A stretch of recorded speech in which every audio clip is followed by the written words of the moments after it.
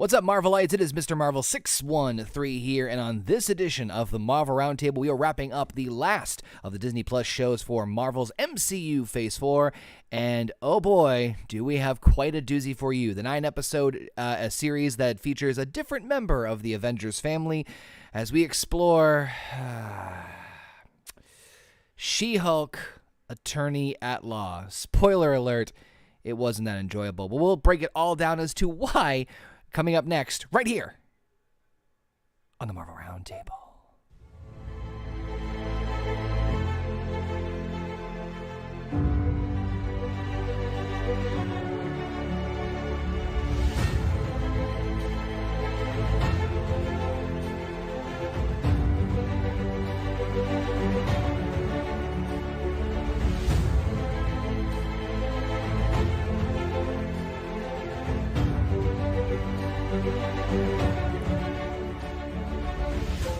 What's going on, everybody? Is Mr. Marvel 613 here, right here on the Horny Goat YouTube channel. And, of course, the Horny Goat podcasting network where you listen to us on your favorite podcasting platforms. And, of course, this is the Marvel Roundtable, the show where we break down each and every single show and movie in the MCU.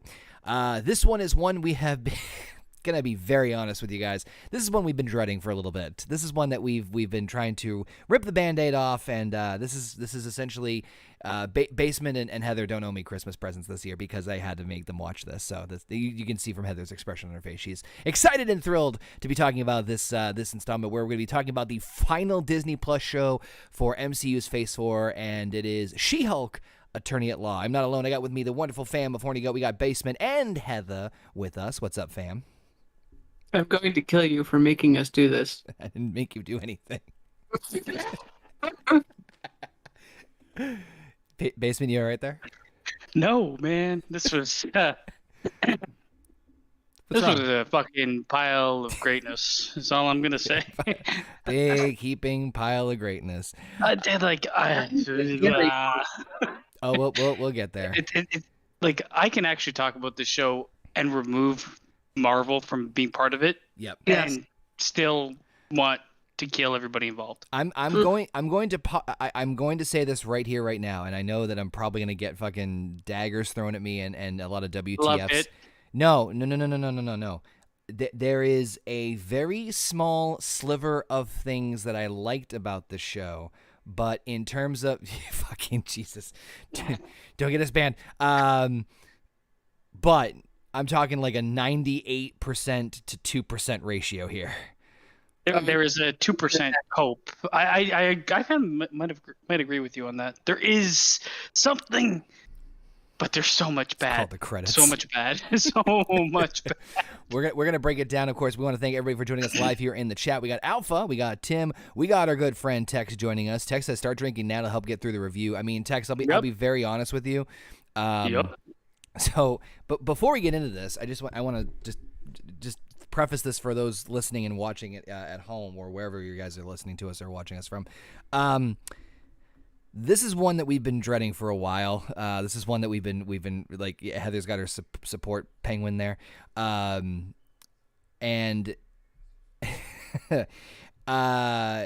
we were originally discussing about breaking this up into 2 parts and doing 2 separate streams for it. And I was really adamant against it, not because of like any sort of continuity with like the way we've been doing the reviews, but I kept pleading to Heather and Basement, like, look, just trust me. We're going to blow through this review really quick. There's not going to be a lot of substance here. And there really isn't. So that's why we're doing it all in one review. So if you're a fan of the show, more power to you, and fantastic that you enjoyed it. But the Marvel Roundtable is clearly a biased perspective of the MCU films and shows, and we're not going to hold back onto reasons why. But of course, you guys are welcome to join us in the conversation, like I said, in the chat. And follow us on social media, as well as all those fun places you can listen to us on your favorite podcasting platform. We did throw the poll up in the chat, too. So far, it is a whopping 4 out of 4 votes for a total thumbs down 100. I think that's the first time. Hell, even fucking Captain Marvel didn't get that, I don't think. Which is, that's even bad. if you're like a super fan of Marvel. Oh, sorry. I think the only people that can kind of that enjoyed this show are the ones that are not Marvel super fans. Yeah. Yeah, I can. Movies to the Or entire fans or seen franchise of Marvel. Because it's just fucking So let's. terrible. It's so out of left field for the cinematic universe. Except here's this. So fuck it. Since this is my first question anyway, it was going to be, what were your overall thoughts without getting into spoilers of the show? Basement. You loved it, right? No. It can't stand alone as a television show, whether it's with Marvel or not. Mm-hmm. It has the plot is very thin, so thin that it is probably contained within 5 minutes of dialogue throughout the 9 episodes. There's no real like character growth. There is an idea of character growth here, and then they just throw it away.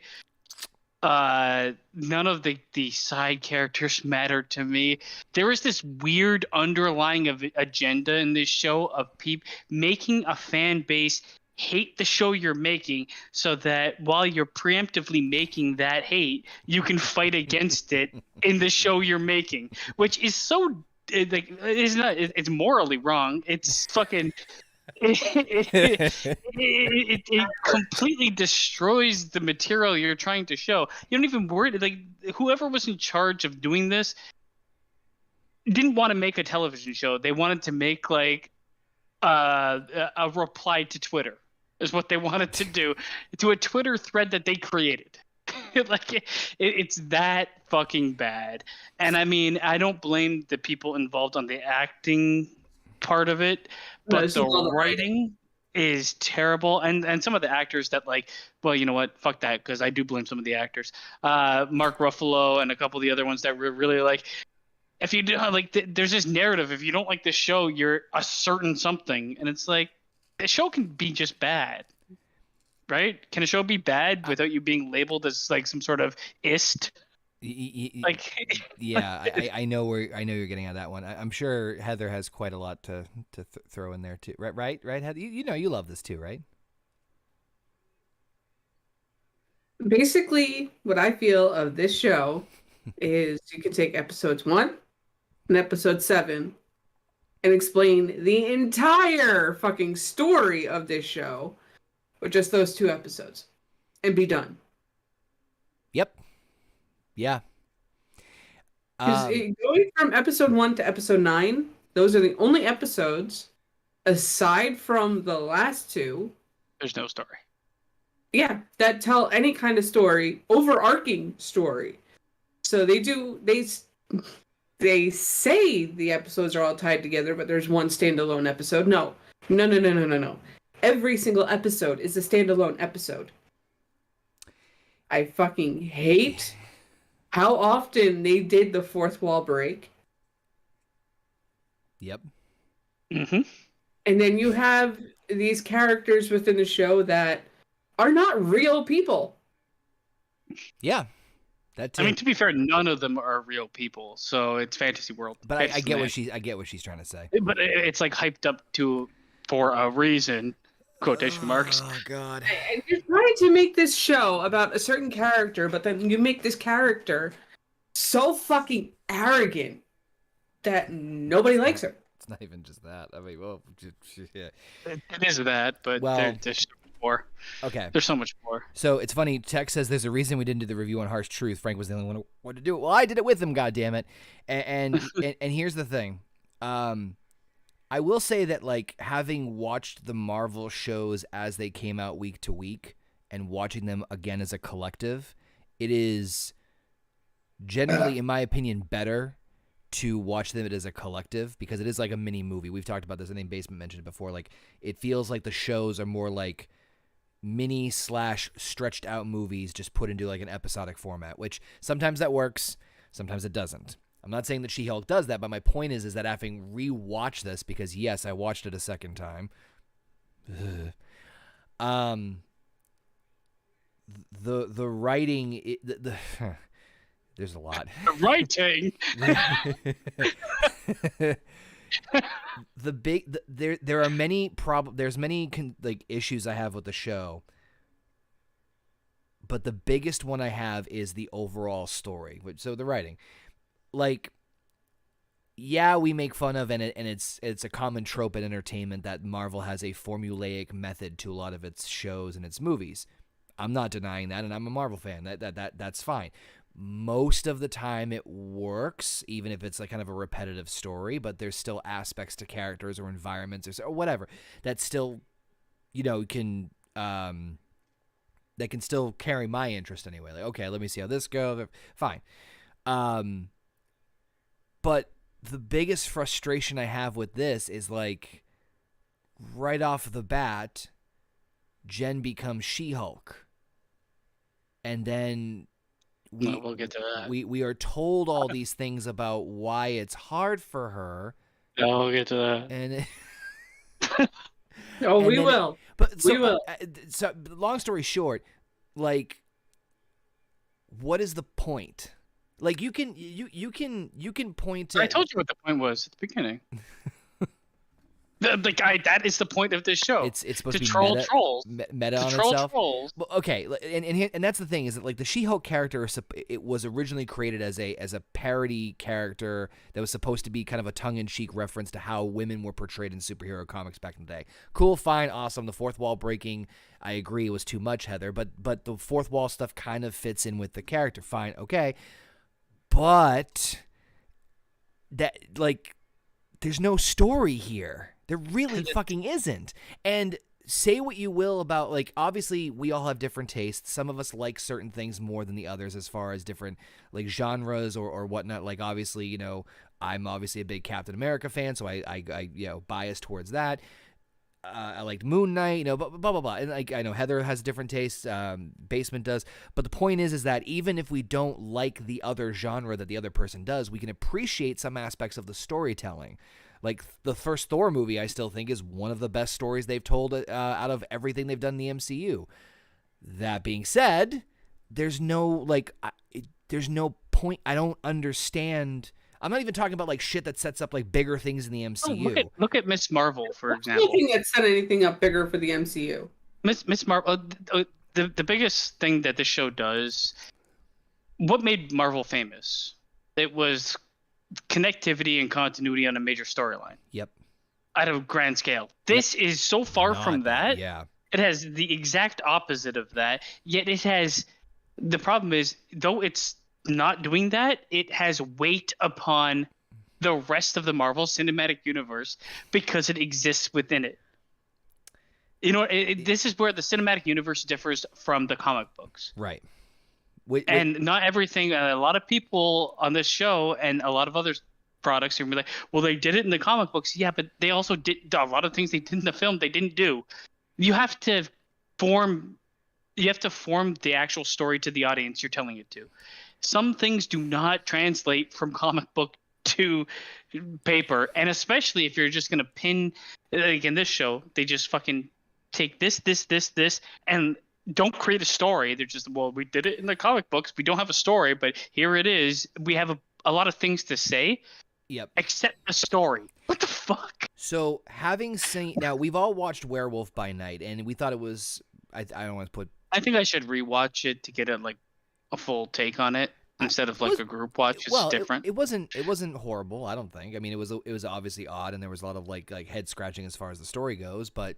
It kind of, you were able to mostly follow it. I thought it was pretty solid.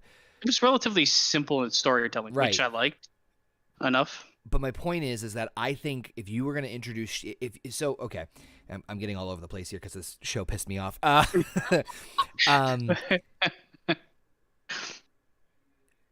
understand that, like, the movies and shows have essentially two purposes, right? You have the story within the show or the movie, and then you have its larger connectivity to the MCU.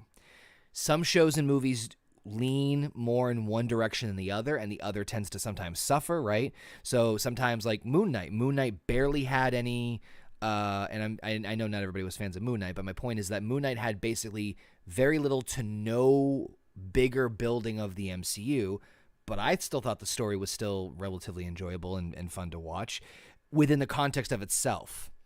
Guardians of the Galaxy kind of the same. I mean, I know they did building of like other beings and whatnot, and they The thing always is, you could see that fitting in to the Marvel universe in some way. You know what I mean? Right. This is just like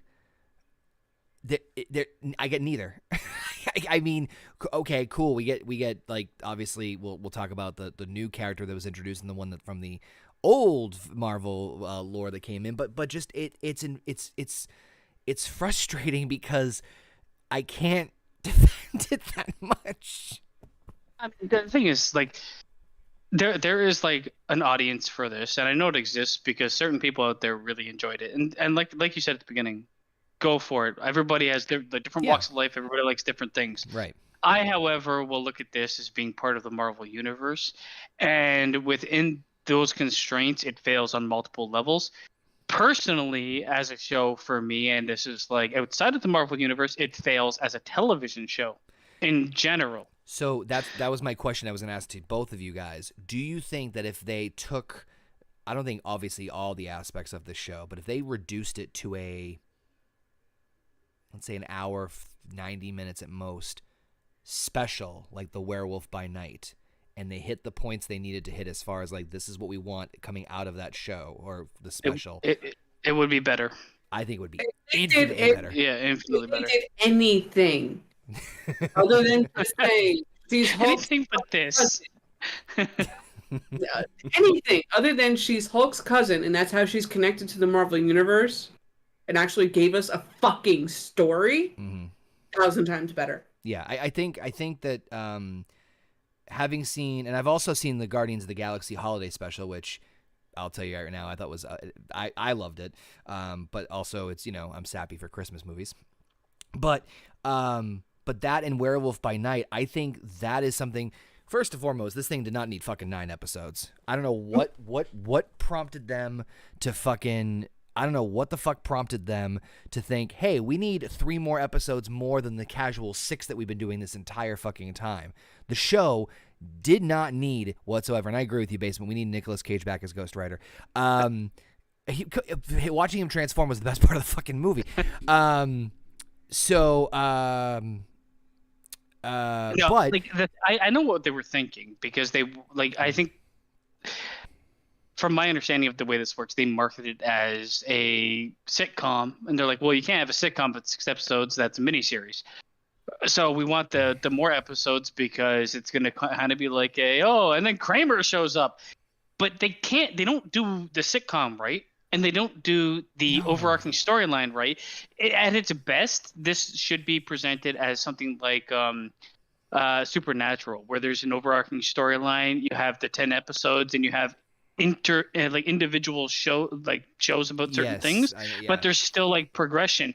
They try to do this, but they're so inept at storytelling that they just don't get it. And I'm gonna one thing I found very obvious is there's a lot of self inserts from the writing staff that killed the show. And we'll get into it as we go through the episodes, but there is a lot of this is me and this shouldn't be looked down upon, so therefore I'm going to do this. And it's just, you're not She-Hulk. She-Hulk is another character, not you. So, I mean, it's fine to infuse some of personality, whether it's yours or a friend's or whatever, into a character.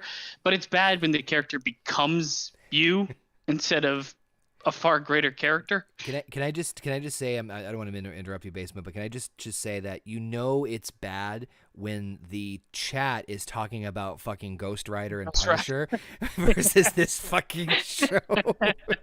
What would you rather watch? That is anything. That is a first for we've done fucking everything Marvel Roundtable, and this is the first time that we've done this where everyone's talking about the other franchises. But even in this own show, every single person out there is what are you looking forward to in She-Hulk? Daredevil? What? Yep. So it's you failed already when people care more about the cameo than your show. That's a trend in Marvel, which is bad. I know, and that's what I worried about after Endgame. But here's the other thing I'm going to say though too. having seen the 2 specials that Marvel has put out, like the specials, like Werewolf by Night and the Guardians one, I honest to God think that they should lean more into those depending on the character and the platform. Not everything needs to be a fucking Disney Plus show. You can do a mini movie and position it, and I definitely 100% believe that She-Hulk should have been a special presentation, like a special like. I agree with that, because there is no substance to this. There's not much to take away from this. Like I said before, if they like decide to do a mini movie, like an hour and a half, hour 15 minutes, or whatever it is, of like a bit lower budget, so you can kind of see, like we've seen already, the visuals aren't as good. Who's that? Like, I mean, it's much more palatable. The people aren't going to get up in arms about it because it's not like week to week. And I'm sorry, but they do not have the writing staff to pull off television.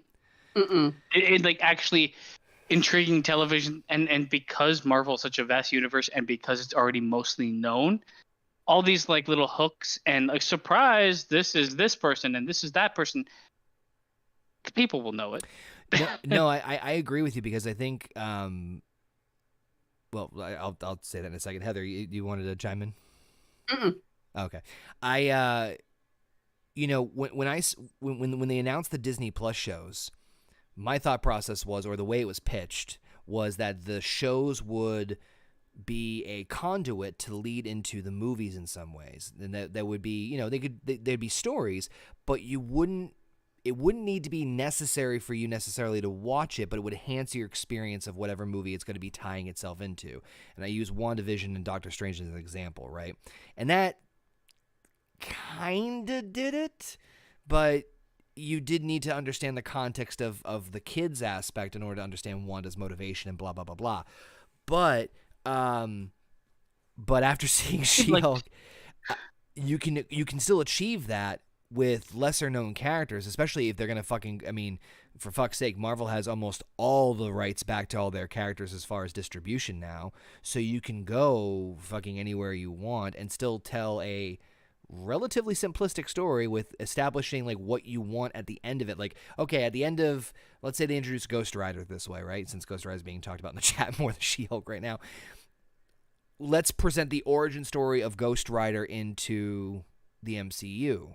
You don't have to go crazy with like a major villain per se, but it will establish, hey, just so you know, in the back of your mind, Ghost Rider's a thing now. We don't have to like set up an origin story, just have him like kind of interjected into one of the main movies a little bit faster. It's actually like a huge fix to the problem that they'll face if they continue to do the shows, because Marvel is an entity that requires you to watch everything to truly get it, right? They can say otherwise. I mean, yes, you can skip out a bunch of things, but then you're going to skip out things like She-Hulk and be like, who the fuck is this? And who the fuck is that? And the thing is, okay, I like Marvel movies enough to watch them. But do I have to watch a show about 30 to 40-year-old woman at law that occasionally turns into She-Hulk to understand the next movie I'm going to watch? It's like at that point your fan base is going to like turn away because they're like, how did this happen? Therefore, the specials are a great idea. They don't take up too much time, and they can be focused on like character building that's a minor character that can then be infused into a larger audience. I think they should almost get rid of the shows entirely in favor of that, especially if they're going to focus on a universe that is connected. Can I just get a Wong show? If they don't focus on the universe that's connected, Marvel is in deep trabajo, is all I'm going to say. Can we just get a Wong show? That's all I want. Because then they're like fucking superhero movies before Marvel Cinematic Universe existed, right? Yeah. Am I wrong in that? What? Oh, that's how they did it back in the day, and they had the and it never really took off. Cartoon or live action, and then they had the. Well, those were the days of you'd have the exact same movie 7 times. Well, I mean, we still there, but like, you know what I mean? Like, you'd have like, hey, it's Batman Returns, Batman this, Batman that. You just can't get rid of a bomb. I don't give a shit. I still think that's the best Batman movie. But anyway, yeah. So I just harbor on this point because like I said, with now the specials and everything, and just the pure frustration that we'll get into. But so we're gonna try and abridge this as short as possible, because obviously we've spent a little bit more time talking about the precursor of this beforehand. But there's also 9 episodes, and I'll be very, very honest with you guys, those listening, and Heather and Basement know this. There's not a lot of substance to talk about. So let's talk about real quick the pre-production side, which, trust me, there's not going to be too much we're going to talk about on this one. So August of 2019, Marvel Studios announced at the D23 conference that She-Hulk was being developed for the streaming service for Disney Plus to be set in their shared universe with the MCU. Jessica Gao was approached to pitch for the series. Gao had previously met with Marvel Studios to pitch for Captain Marvel, Black Widow, and Shang-Chi and the Legend of the Ten Rings, which did not pan out, and expressed her desire to be approached about a potential She-Hulk project each time. She was one of the first creatives to include the character in her pitches to the studio, doing so in her Black Widow one, which Marvel executive felt was more of a She-Hulk film featuring Black Widow. Man, that would have been nope. Terrible. So much Yep. fucking better. Gao had also included the leader in her pitch, as the character series could include, with either Samuel Stearns returning, having been portrayed by Tim Blake Nelson in The Incredible Hulk 2008, or creating a new version of the character that possibly could have been related to Stearns. The leader ultimately did not appear in She-Hulk. Gao was hired to serve as the head writer in November of 2019. So it basically kind of goes on and on, where like Feige was a little bit more back and forth, just like everything else. Obviously, there was a pitch for She-Hulk to actually show up in the old 1990 or 1980s version of The Incredible Hulk with good old Lou Ferrigno. That ultimately did not happen, and She-Hulk was supposed to have actually a proposed television series on ABC in 1990, but was canceled in the same year.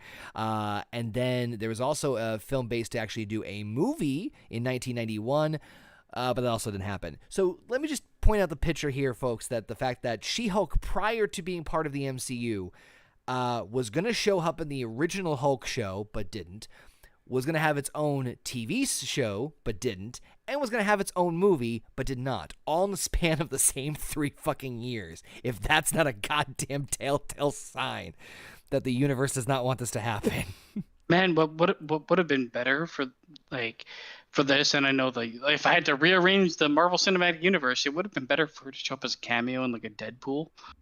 Yeah. Yep. And then have a run on her own show. Well, you could have had her show up in a couple of different things in Phase 4, as far as like. I'm just looking at like the same like type of genre. Yeah, no, I know what you're saying, and I honestly I wouldn't be surprised if she shows up in Deadpool 3.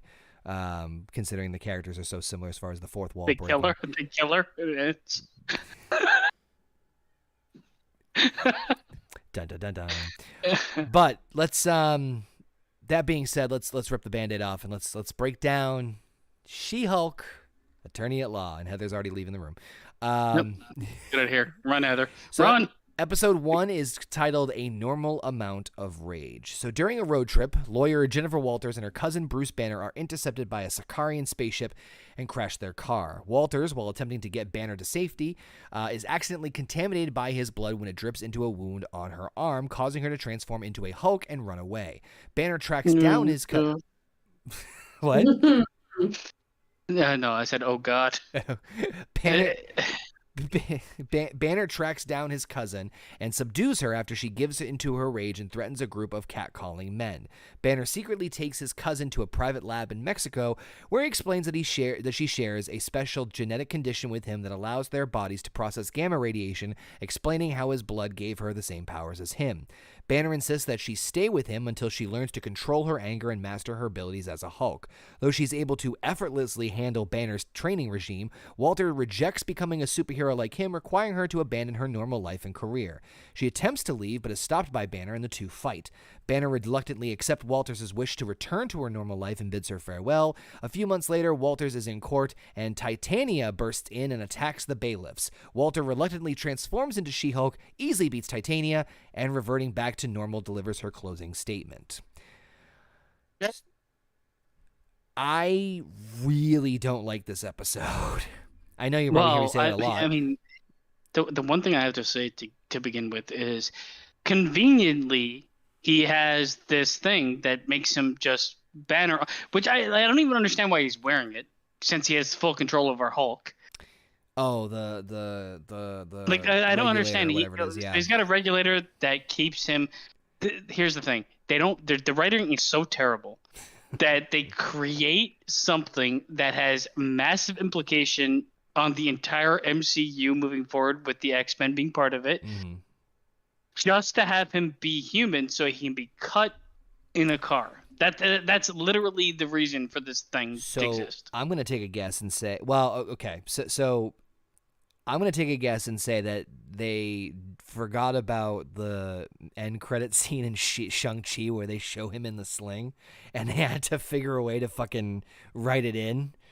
I almost guarantee that's what happened. But I agree with you. Like, have the fact that Bruce now has presumably the ability to control himself and switch from human to Hulk whenever he wants, or subdue the Hulk version, is kind of a big fucking deal. And it's just, by the way. But who's putting the inhibitor on him? The inhibitor storyline in this entire She-Hulk shit is terrible. None of it makes sense. Yeah. It's actually like, the thing is, it's a detriment to the entirety of the Marvel universe. This is the first problem. And me and Heather talked about this after watching it. It's like, man, wouldn't it be better if, like, I don't know if this is the actual storyline, but they get fucked up, and because he's Hulk, he's okay, and he has to give her a blood transfusion without her wanting or needing it. And then she's forced to be a Hulk without her consent, which would lead much more to, what the fuck, I don't want to be a superhero, then I guess we bled in each other, and here we are. Which is kind of what happened in the comics. In the comics... but they didn't take that part. Instead, they took the stupid fucking shit.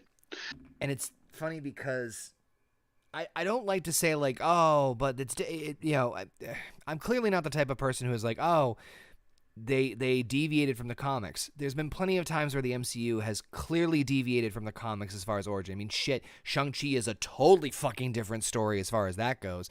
But it worked, and I loved it. Shang-Chi's one of my favorite movies. I don't understand why they did that way. I don't fucking get it. There's a couple things here that don't make any sense. Okay, so she gets the blood. Yep. She hulks out. She flies away, wakes up all fucked up. Yep. And she goes into like a dive bar. She doesn't enter through the front door, and finds like a back door entrance for some reason. I don't really get that. And she goes, and the first thing she does is go to the washroom, and a bunch of fucking hookers dress her up like a hooker. What is going on in this show? It's like, if you saw someone disheveled, doesn't know where they are, you'd be like, maybe I'll call the police. No, instead they dress her up like a hooker. Right, as you do. Yep. So that happens, and then she goes out, and people are catcalling her because she's dressed up as a hooker. Uh-huh. And she rages out on them, and then Hulk saves her. Yep. Or stops her from killing them, I guess. I don't fucking know. Like, one of the worst origin stories I've ever fucking seen. So, yeah, I hate that the fact that, like, okay, if you're gonna, I agree with you. I'm not disagreeing with anything you say. The very bare minimum problem I have with this is that, knowing now that the show is completely, we've gone through the whole thing, you essentially crammed her entire origin into one 30-minute episode. Yeah, and spent 6 episodes doing nothing. Yeah, I feel you. I mean, even if they were going to go with the, like, random blood transfusion, like, our blood's touched or whatever the fuck it is, and therefore now I have his DNA and whatever, there's still so much... This is the worst avenue you could potentially take. Like in fucking what the fuck is the movie? With Belle and the Beast. Beauty and the Beast? Beauty and the Beast. When the fucking old man is looking down and she's like, oh, this is the tunnel with the fucking darkness and bats and shit, and this is the tunnel with light. They're like, okay, well, we're gonna go down this tunnel, motherfucker. Clearly, right? Heather, I'm assuming you're in the same boat as far as this is a very stupid origin story.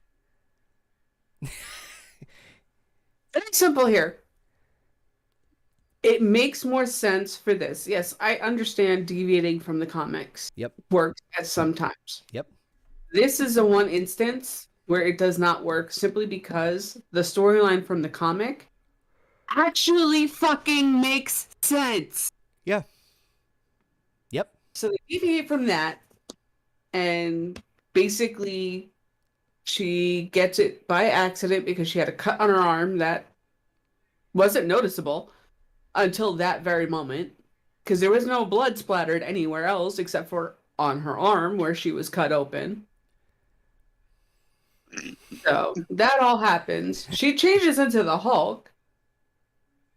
Her clothes still fit her. Yep. She rages through this forest, wakes up basically in the middle of the fucking road. Yep. In front of a dive bar. Yep. She didn't get run over by a truck. Shocking. And she hulked up. Yeah. They go through all of this. Bruce brings her to Mexico where they're hiding out and all of that. And what's the first thing she does with all of this information that is spoon-fed to her? Oh, I'm just better than you. Okay, I'm going. Bye. Oh yeah, we're not there yet, but No. In that episode, those were her exact words. I'm just better. No, I know what you mean, but Yeah. the thing is, like, with her getting the powers the way she did, versus her getting like, I need to give you blood for you to live, it works so much better for the storyline they tried to do anyway. So I don't understand the like weird blood swap. Like, I don't understand the first episode being part of this. It just doesn't make fucking sense, and it actually paints her character as terrible. Like Heather said, where we go. Character that's supposed to be this pillar for strong women to get behind. No, that is the fucking wrong way to go about it. It would have made more sense if let's even fucking okay. Let's even keep the car crash shit, right? Just hear me out. Let's keep the car crash shit as it is. Fine. She rages out a couple of times, and she's not understanding what's going on. She loses her memory every time she hulks out, so she blacks out, basically. Have it get to the point where it's, then you get into the second episode where Hulk's, like, Bruce is taking her in and, like, explaining everything and doing all that. Instead of this, like, fucking instantaneous shit, like, where, the whole... The words, I'm just better than you. Okay, I got this. I have it all under control. This is me. So the whole idea of her mastering the Hulk abilities faster than Bruce, I found funny. It was comical because she's obviously different than Bruce, and she's like, you don't have to fight with your inner demon or your inner self for fucking 10 years. Fine, you gotta chuckle out of me. But yeah, to take it to a whole nother level of like, I'm just clearly like, I mean, it's the idea of like having her have an easier transition to the Hulk, which I think is right. Yes. Because she's not on the same level as the Hulk. In all honesty, right. Like, yep. She has the Hulk's power to an extent, but she can't go toe to toe with the actual Hulk. Then to like belittle an existing character that has already been kind of, in my mind, belittled by Marvel in general, to like, it's like fucking, oh, he's already dead. Yes. and this is one of my biggest problems with the entire show, is that this is the first fucking episode, right? And I'm gonna beat this like a fucking dead horse, and I will say this on probably every part of the episodes that we review. Never learned. I cannot sympathize with Jennifer Walters because we don't learn anything fucking about her. I can't sympathize with her becoming a Hulk because, fun fact, we learn about her literally in this episode. It's her debut in the MCU, and within fucking less than 5 minutes, she becomes the She-Hulk. So how Literally the first 20 seconds of the first episode, because it opens up with her giving her dissertation for the closing arguments. Right. With her assistant and the other lawyer. It's just so, the writing is so fucking bad. They don't know how to create a character. There's no actual, like, yes, there is like people that speak in this show, but the characters are thinner than fucking air, man. it's like there's nothing there. It's frustrating. And look, I am not going to sit here and say that everything that the MCU or Marvel Studios produce has been fucking gold. There is bad out there. I will be the first one to tell you that. But like, even Connor, you compare like Hulk and the character that he is and what he's been through to She-Hulk, and then you have She-Hulk dressing him down. It's very weird with that, like the having the comeuppance to the character dressing somebody down. It's like the bullying a kid that's gone through a lot of shit, and then the bully being the hero. Like it's what? I don't really get that storytelling. There's I honestly feel like there were like 3 different writers that just came in rotation. I feel like they like the thing is they had like the board, right? And they're like, there's things that we can never have Jennifer Walters look or do. She cannot ever like be weak. In all honesty, she can never look weaker than a man in any way ever in this show. And that's like, if you don't tell the original story of her taking blood from the guy, that the only reason I can think is that they didn't want to do it because he saved her life, and we don't want to tell that story. We want to tell the story of a woman not needing a man, and she saved him. She saved Hulk, right? Like the thing is, I am not against fucking women doing the exact same thing as fucking guys, but in this show, it's just like blatantly obvious that they fucking do not want that ever. But I know I'm jumping around a little bit here, but I'm just fucking frustrated with this. Each section of this fucking episode is just atrocious. We don't learn anything about Jen Walters. We don't. We learn she's a fucking lawyer. And by the end I hate her. I hate her in the entire show. but by the end of this, the only thing we know is, cool, well, she fucked Daredevil. You know what? The only thing is, and this is where me and Heather watched the entire show together. The 7th episode is the only shining fucking light of a character. It happens in an instance, but that's it. Well, we'll get there. But I mean, I think the first episode is a mishandling of her origin story. Did we figure out why Titania broke into the room? Nope, nobody knows. Okay, it just happened. I'm just making sure. But you know what? Like, the thing is, the show's gonna try to like. We are so confused about. Cool. The show is gonna try to play it off like somebody wrote garbage, and it was us. But because we know we wrote garbage, it's okay. Later on, we'll get there. This is gonna be a very obscure reference. Have either of you ever seen even just like a clip of it, maybe, of the old Iron Man cartoon? From like the 90s?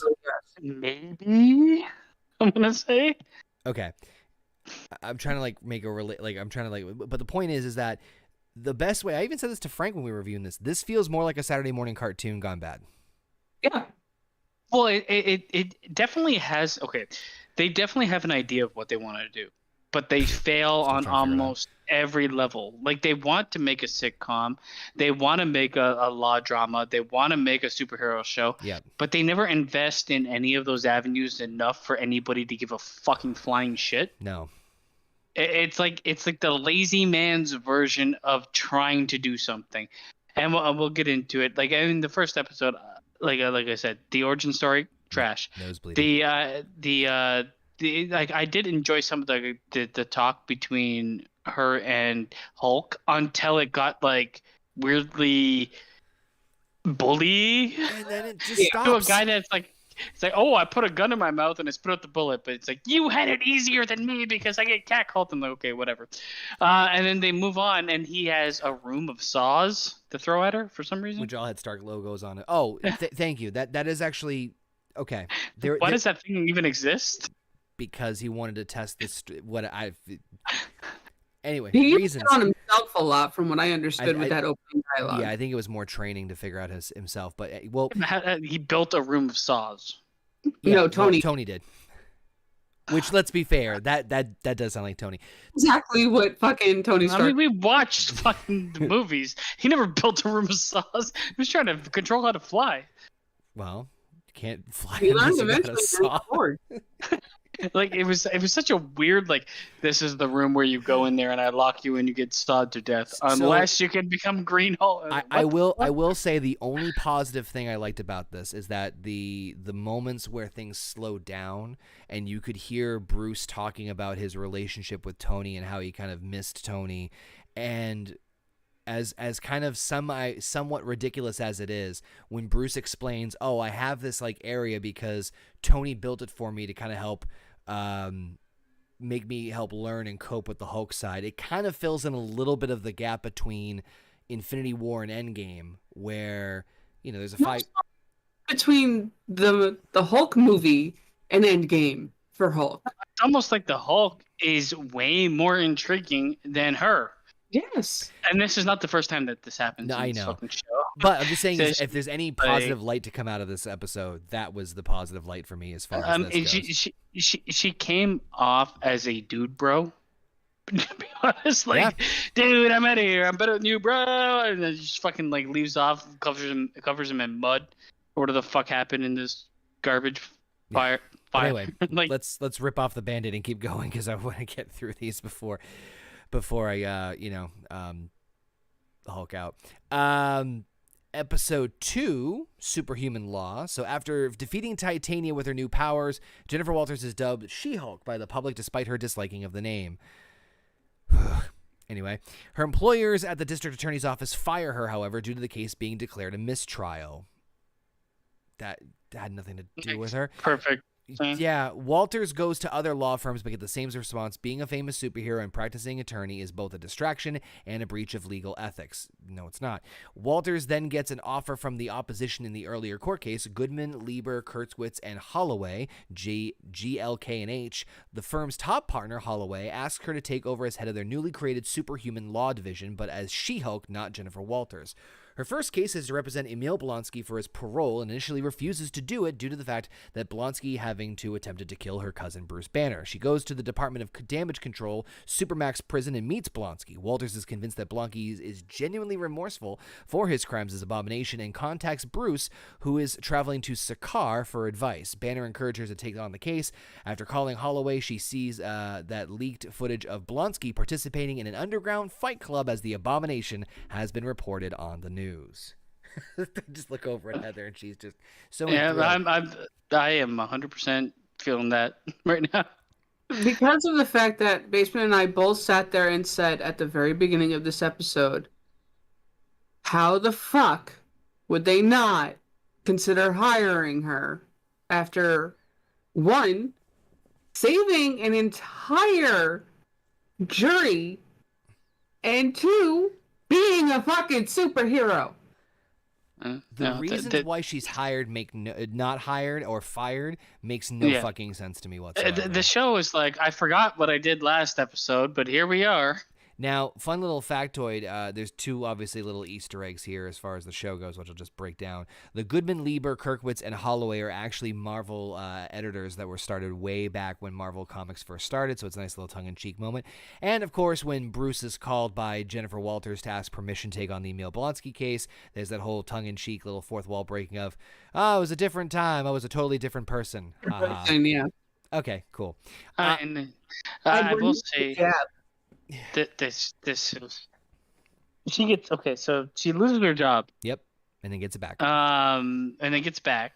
Yep. And it's like, well, you always have to look like a superhero, but it's a firm, and there's several other people working there that are lawyers for the firm. Yep. Did they have to look different? Never would fly. It's just like it's so nonsensical. It's also technically so discrimination, ridiculous. which they would know as a law firm. It's so ridiculous. It is full-on discrimination. It's so ridiculous. And she essentially saved people's lives because you see Titania break through and basically try to kill a jury. Yep. And she like grabs it and grabs the bench or whatever the fuck it is and stops them. It's like, well, we gotta let you go. What? That's a law firm letting you go for saving people? Come on. That's fucked. This is where like they don't understand putting her on smaller cases and then working her way back up. as sort of Well, a punishment for losing the case. well, they do. Well, They she do. didn't lose the Fire case. her now. technically. They do explain why they want her to do this specific case for a specific reason. And on Holloway, I do remember, I don't know if it's this episode or next, but he does explain, like, look, the reason we're doing this, to be very flat out honest with you, is that it's going to make the company look good. If we have the cousin of the Hulk represent a guy who used to attack him, then it's going to make us look good, which, I mean, His parole hearings so go a lot smoother. there's a couple things in this episode that are just ridiculous because nobody in charge of the show really knows what the fuck they're doing. Yeah.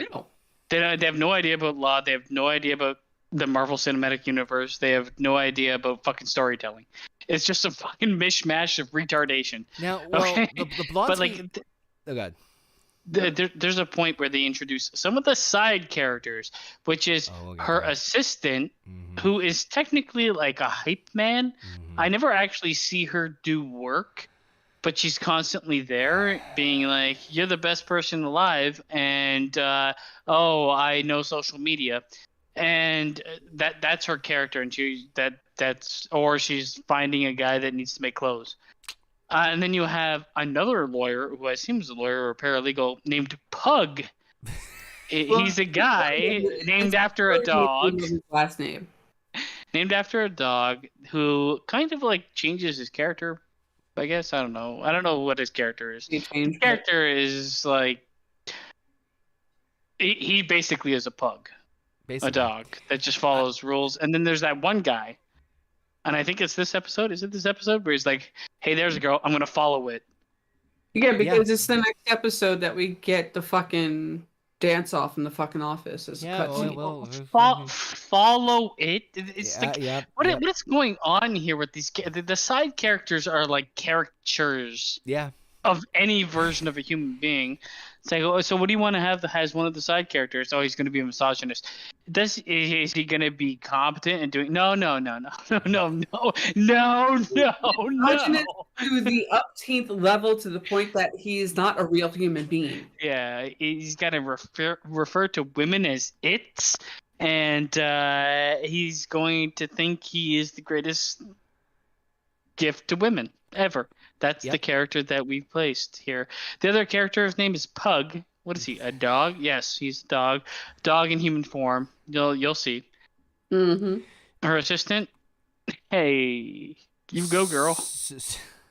So, obviously we were spoiled from like the trailers and all the previews of this that Emil Blonsky, the Abomination, was going to be in the show.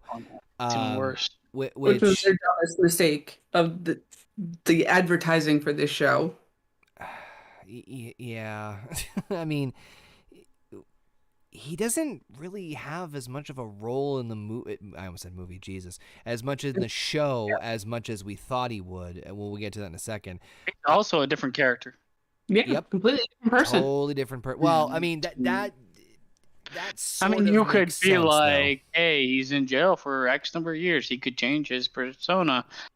I suppose, but it's such a mix of, I guess, like hippie and having a following of like a mass murderer. Yep, I have several wives. Thank you. I thought Blonsky was kind of a little funny. That's just me of just how fucking ridiculous the character was. Then again, it's a common trope in this show. I also I have to give them a nod with being able to be like, oh yeah, there's the footage of him fighting fucking Wong in the fucking Fight Club. So I'm like, yeah, I was hoping someone would be able to fucking bring that back up in terms of like discussion and conversation. This is, I'm glad they brought it up, but it's a detriment. It's a detriment to Shang-Chi. It's not a detriment to the show. Oh no, it's a detriment to everything. Well, we're going to talk about that in the third episode, which is known as The People versus Emil Blonsky. So Jennifer Walters confronts her client, Emil Blonsky, about escaping prison and fighting in an underground fight club.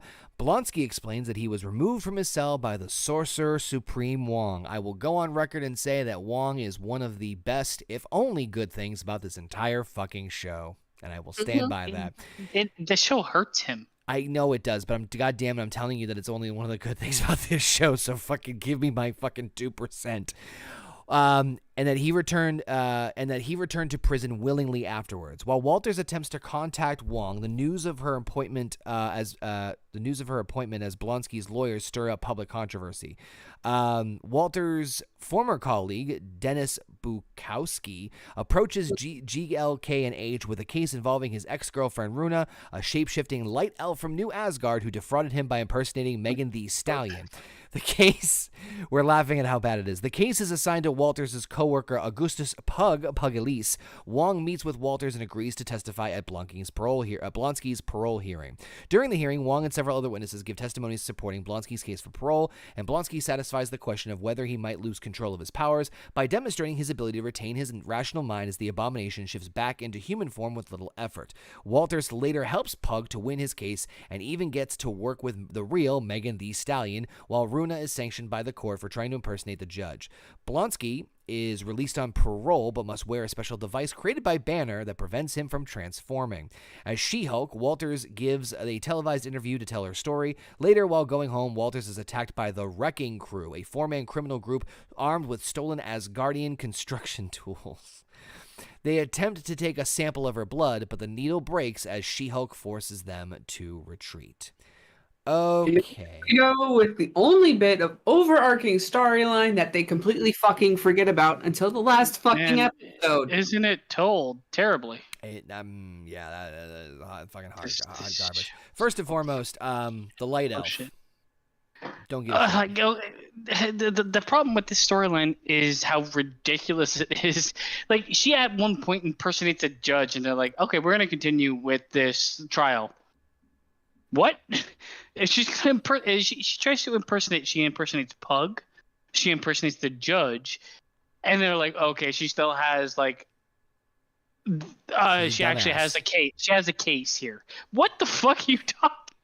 And of course, this guy is like this fucking. Oh, I'm gonna go talk to it. He thinks he could pull Megan Thee Stallion. Like, first of all, Megan Thee Stallion. Who the fuck is that? The Stallion. Yeah. Did you not see them twerking at the end of the episode? Well, I understood who it was afterwards, but it's like, come on, man. I don't really know what else to say about this episode. You could date Kim Kardashian? They just, that's the level. It's like it's in a weird this show.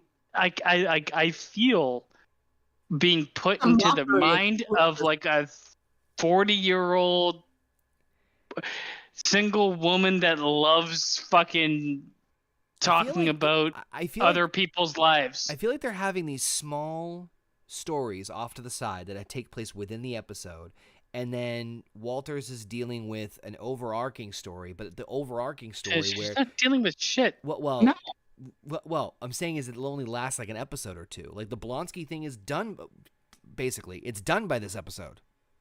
Mm-hmm. Man, it's so terrible because this is this show. I'm pretty sure they knew it was going to be shit because the way it's marketed heavily is we're going to show Daredevil. You haven't seen Daredevil yet, have you? Don't forget about the actual show. You haven't seen him yet, have you? And then they're going to include like the worst versions of WWE include fucking. We're going to have a celebrity show up. Oh yeah, the celebrity GMs. That's this. How fast are they going through like bottom fucking barrel top things that they can hit? It's so bad. I don't know, but anyway, Heather, anything to add light onto this episode before we roll on, because there's not much else to really. It's just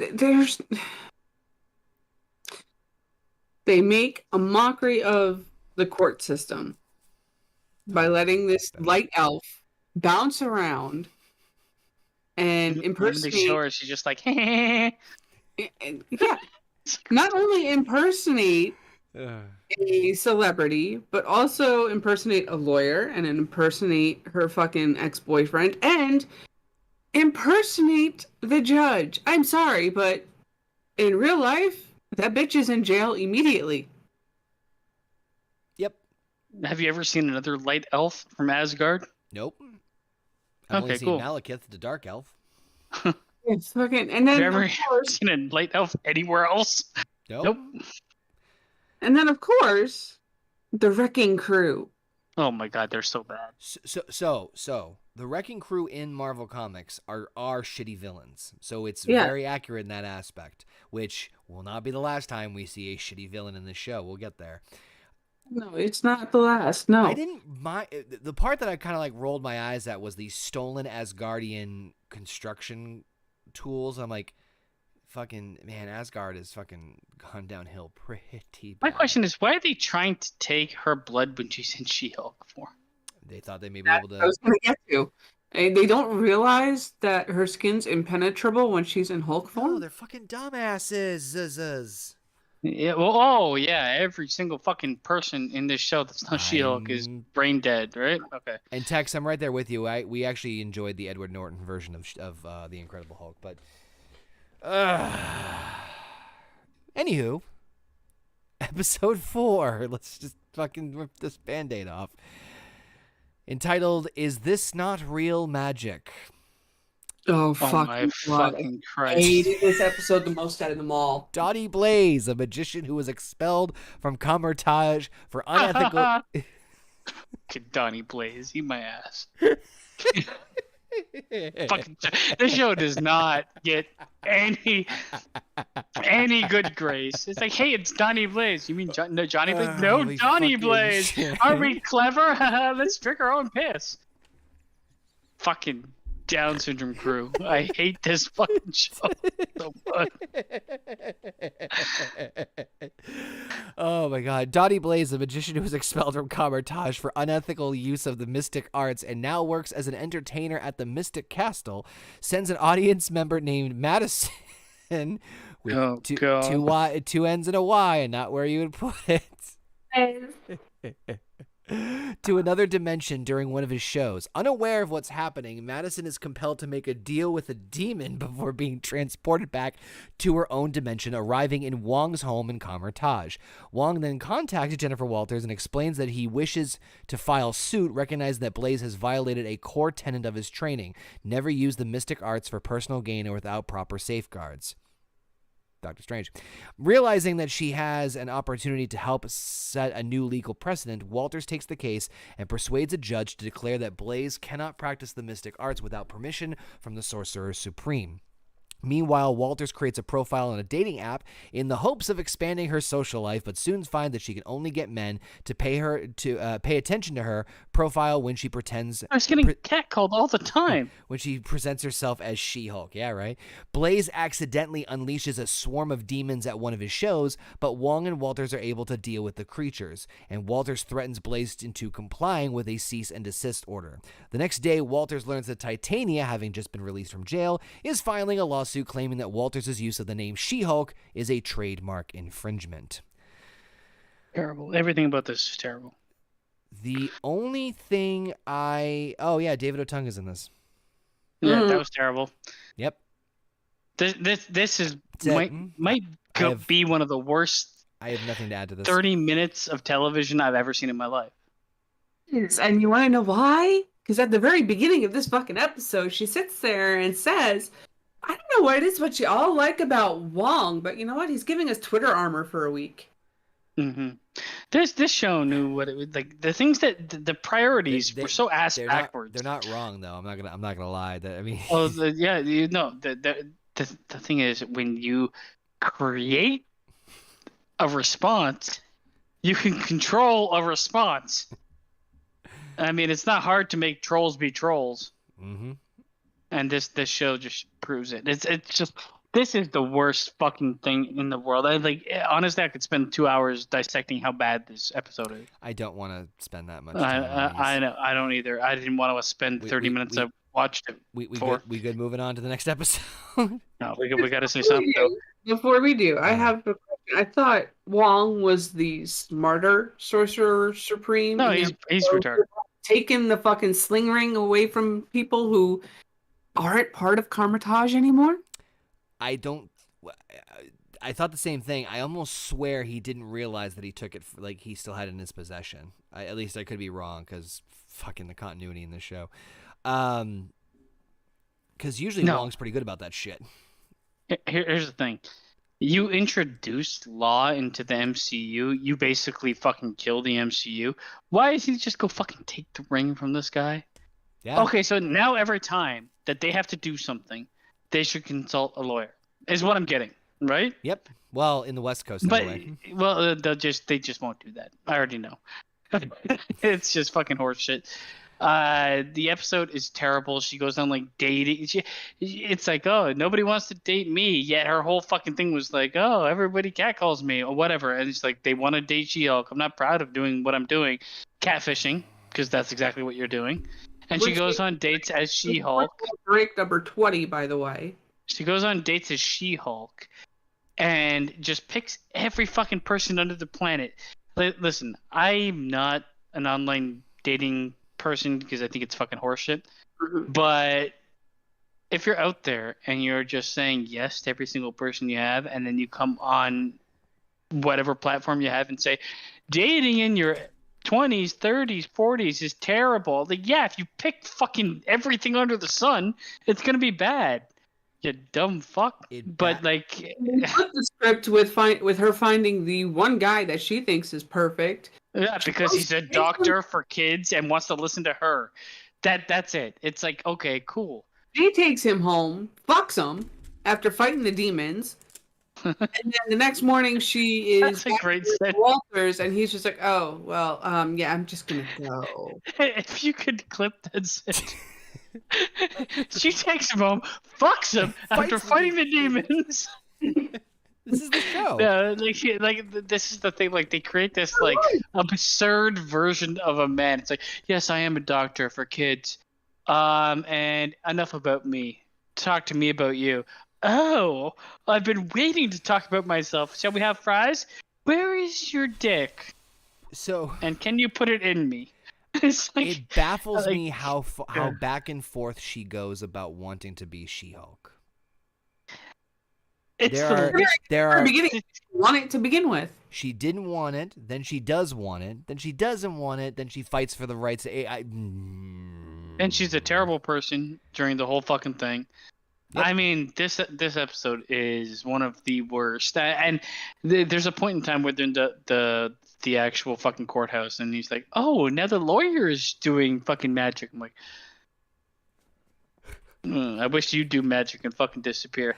There is one thing in this show. There's one thing that sums up this entire show for me. There's a guy that gets up and runs out of a fucking window in a skyscraper. That's me. For this show, yes. Yeah. Oh my god! All right, let's keep. We're getting in there. We're getting in there. We're powering through. Episode 5: Mean Green and Straight Poured into these jeans. I can't believe I have to read these fucking episode titles. I gotta go fucking kill myself. Be back. Jennifer discovers that Titania is suing her for the rights to her own name, having trademarked She-Hulk for a new line of beauty products. Holloway warns Walters that she needs to deal with the situation quickly and assigns Mallory Brooke as her attorney for the case. Nikki and Pug come up with a plan to acquire a superhero outfit for Walters from Luke Jacobson, a highly exclusive tailor who does work on the side making commissioned special-made super suits for a number of underground vigilantes, while Book and Walters decide to countersue Titania in the hopes of regaining the She-Hulk trademark. Walters is annoyed to discover that Todd, one of her unsuccessful dates, is also a client at GLK&H, but this helps her to realize that she can use her dating app history to establish a past record of her identifying as She-Hulk before Titania ever tried to gain the trademark. Thanks to her past dates all being subpoenaed and testifying on her behalf, Walters wins the case, and a humiliated Titania is ordered to discontinue sales of every one of her products bearing the name She-Hulk. Walters establishes a tentative friendship with Book, who had previously been hostile to her for getting to head up the superhuman law division over her. Jacobson agrees to design a new business outfit for Walters that she can wear as both herself and She-Hulk, as well as another suit hidden from view. Here's my problem with that. The suits she's wearing before that are all men's suits. Yep. And the jacket and the shirts are swimming on her, but the pants fit perfect. Right. And they fit her perfect as She-Hulk as well. Correct. She goes from 4 foot fucking nothing to 6'11".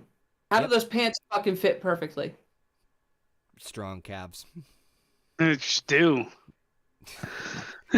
Hence mean green and straight poured into these jeans. I kind of hated this episode. I kind of hate all of them. I was about to say, you're kind of repeating yourself. But like the idea of like. But this is my shit about like something set up in the last episode and to resolve literally the next episode. Some of this shit's resolved in the same episode. Yes. Hence my assessment of every episode is a fucking standalone fucking episode. It's Saturday morning cartoon. So this episode is this the one where they like try to track down the maker of clothes? Yes. Yes. So why is it so difficult to track this guy down? Why is it the paralegals have to go into this Asian food shop and sit there and say, "We're not cops"? My guess is that because maybe vigilantes carry with them some sort of like issue, or they're a pain in the ass in the West Coast, and he could be seen as an accomplice depending on what the suit is. Now, granted, I am pulling that out of my ass because the show does not bother to explain it whatsoever. You're storytelling for the show. Yeah. Yeah. The whole idea of like, shut up. No, but like the idea of this guy being very difficult to find, and then when they get him being like apprehensive, it's like, what? I don't understand the whole like. I know that they want it to be like a plot point for them to find him. Like it seems like the end goal and where they go and who they meet is an afterthought for how to get there. Because once you get there, it's like, come on, how much clients do you have? Apparently infinite, considering the show has all these offshoots and people that are willing to spend $500,000 on a suit. That doesn't work. Yep, and people can just pay any. I hate this episode too. It's one of the She-Hulk, the She-Hulk like the She-Hulk trade. The Titania thing makes no sense. Yep. I know. I'm like, the thing is, there's public record of people calling her She-Hulk. Why would, and Titania is already a brand, right? Yep. Why is this making this brand when she's supposed to be in prison for the attempted murder? And how is she doing these things? Nothing makes sense. She tried to kill 12 people, and she's like, "Oh, I'm gonna take your brand and make it mine." Yep. Why do you hate me? I don't know. Just I busted through a wall and you were there. It's like why? It's fucking Mr. Kool-Aid up in this bitch. Like, I don't understand. Oh God! All right. It's nonsensical terribleness. Titania's entire character makes no sense to be in the show. No, it doesn't. I agree with you on that one. Heather, any other comments before we move on to the next episode? Because as I'm trying to barrel through these fucking things. The fucking Titania bitch rolls up on the scene looking like fucking Macho Man Randy fucking Savage. Oh yeah. Mm-hmm. And then she turns into drag queen version in the span of 4 episodes. Yep. All while she's in prison for the attempted murder of 12 people. Correct. And maybe those 12 people got Jennifer Walters fired from her original job. That all makes sense, doesn't it? All downhill from here. And that kick in the first episode of Titania looked like fucking shit. If you looked close enough, I swear you could see the fucking wires. Oh, you don't have to look that close. Okay. So, episode 6, entitled Just Jen, Walters is invited to be a bridesmaid at her old friend Lulu's wedding. Oh, no. When she arrives, however, she is disappointed to find that Lulu wants her to present as herself, not as She-Hulk, and saddles her with numerous pre-wedding duties. Titania is also present as she is dating one of Lulu's groomsmen. Walters bonds with Josh Miller, a friend of the groom, but Titania attacks her. Following a brief fight, Titania breaks down and storms off. Meanwhile, Book and Nikki work on a divorce case for a superhuman called Mr. Immortal, who has repeatedly faked his death to get out of several marriages. I'm not gonna lie, that I did kind of chuckle at this little story. Compounding the problem, 8 of his previous spouses all file suits against him upon learning his secret via an online video displaying his powers leaked by a website called Intelligentsia. After resolving the case, Book and Nikki discover several death threats directed at She-Hulk on Intelligentsia's message board, which is maintained by an individual known as Hulk King. Elsewhere, scientists working for Hulk King spy on Walters and plan on another attempt to steal a blood sample from her. We never fucking see, because, yeah, they put a stronger needle on the fucking thing, but we never fucking see that stronger needle being used. No. Yeah, fucking this terrible episode. I'm not gonna lie. It's like, no, I chuckled a little bit at the Mr. Immortal shit. I'm not gonna lie.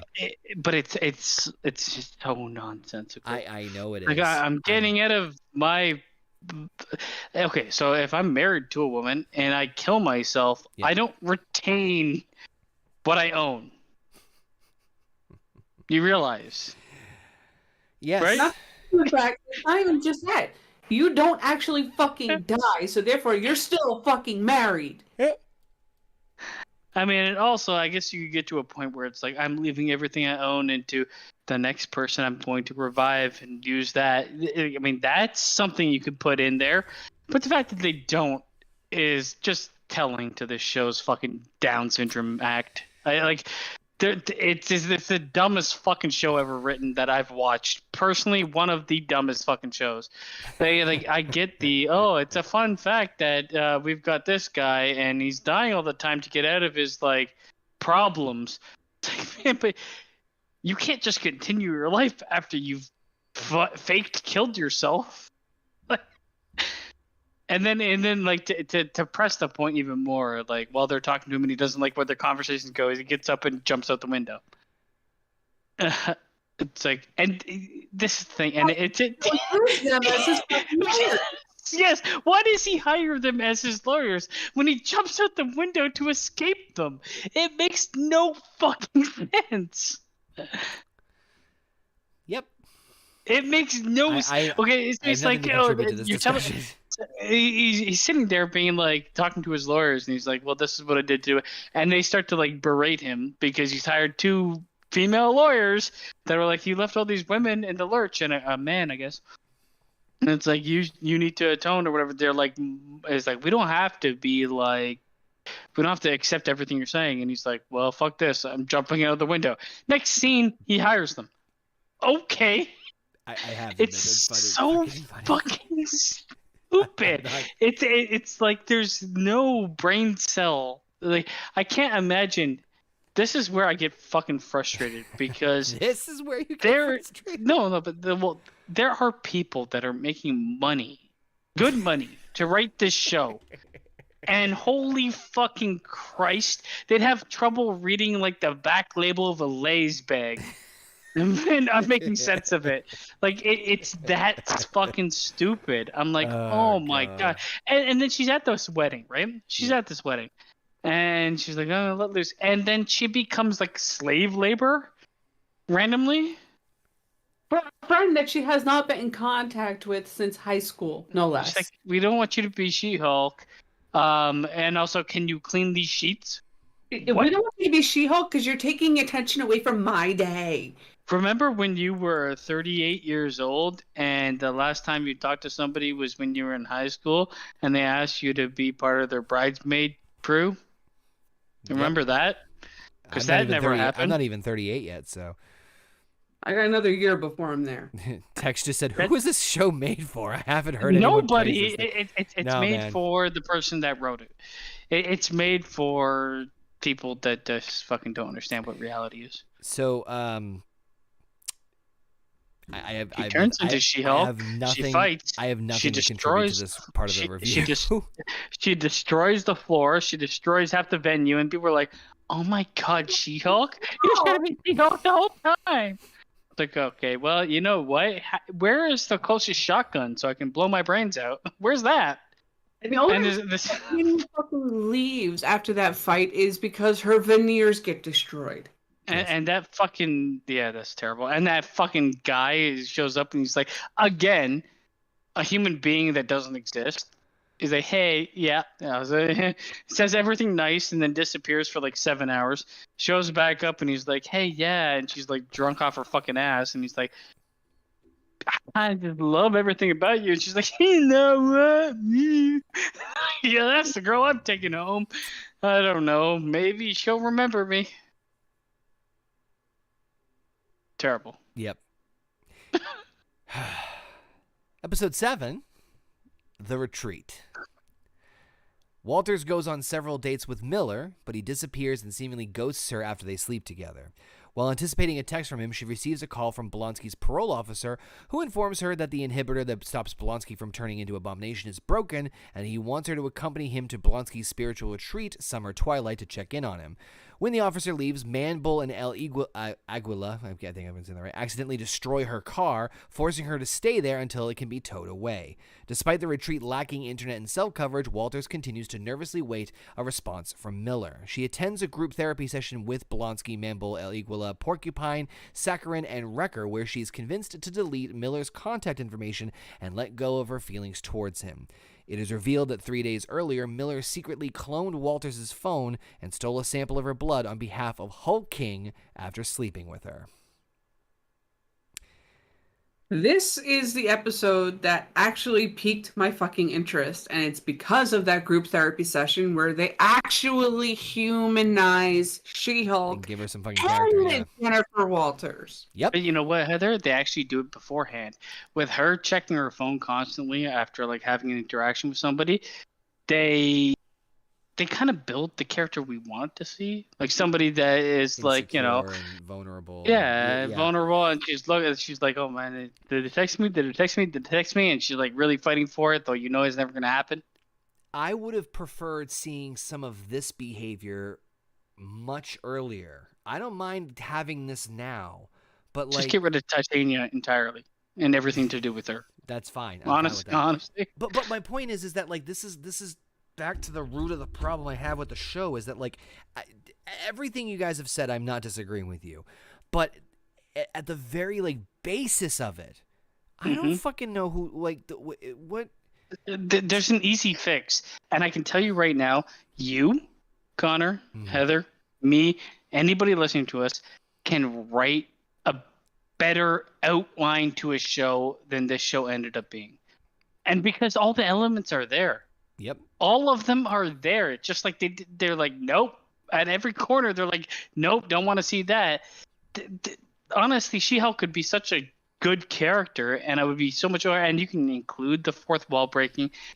To an extent, I would say it depends on how good the show is. When it comes to like being meta with a show, you really have to deliver on the show to successfully deliver on the meta. And they do not do the prior, so they should not do the latter. Well, we'll get there. We'll get there. But I'm agreeing with you. Like, there's certain things here where, like I said, her like constantly looking at her phone. That's something that I would include in the show, because it should be like, I mean, She-Hulk is that kind of character anyway, from my understanding, which is fine. And it could work. And like when she finally like gets into a group atmosphere, and they have to have like it's so weird because they have the hokey looking fucking characters. They have the guy that is fucking, what the fuck? I don't even fucking know what his name was anymore. The guy with all the spikes. I do not know who. No. They have the guy that looks like a bull. The guy that is a matador. Yep. Oh, Porcupine. The guy that, Porcupine. And they have like Blade wannabe. There's so much shit in here that like I have to like chuckle and laugh at. But like this serious moment with that moment of them like talking to She-Hulk, even with how ridiculous everything is, kind of works for me. And it's like that is more of what I'd like to see from the show. Yeah, it can be ridiculous, but come on. There are very easy common tropes that they could have implemented into the show that, while may have been cliched and maybe stereotypical. And it's a sitcom.